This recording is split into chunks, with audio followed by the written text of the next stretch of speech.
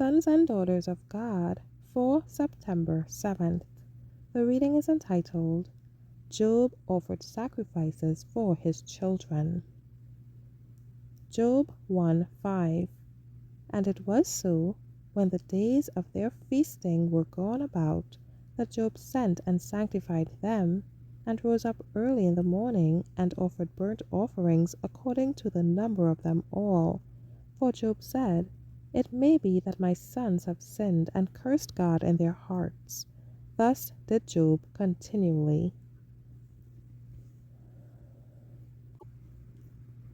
There are two ways to deal with children, ways that differ widely in principle and in results.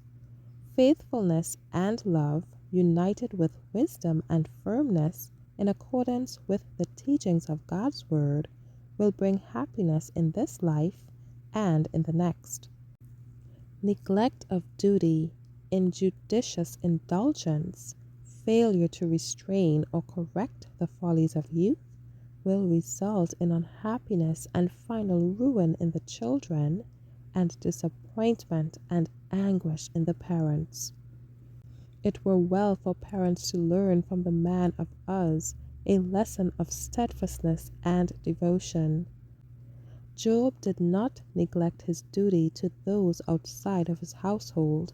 He was benevolent, kind, thoughtful of the interests of others, and at the same time he labored earnestly for the salvation of his own family. Amid the festivities of his sons and daughters, he trembled lest his children should displease God. As a faithful priest of the household, he offered sacrifices for them individually. He knew the offensive character of sin, and the thought that his children might forget the divine claims led him to God as an intercessor in their behalf.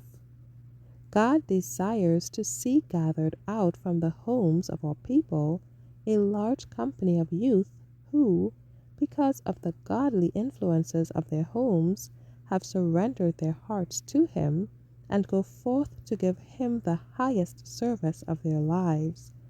Directed and trained by the godly instruction of the home, the influence of the morning and evening worship, the consistent example of parents who love and fear God, they have learned to submit to God as their teacher and are prepared to render Him acceptable service as loyal sons and daughters. Such youth are prepared to represent to the world the power and grace of Christ. Thank you for listening.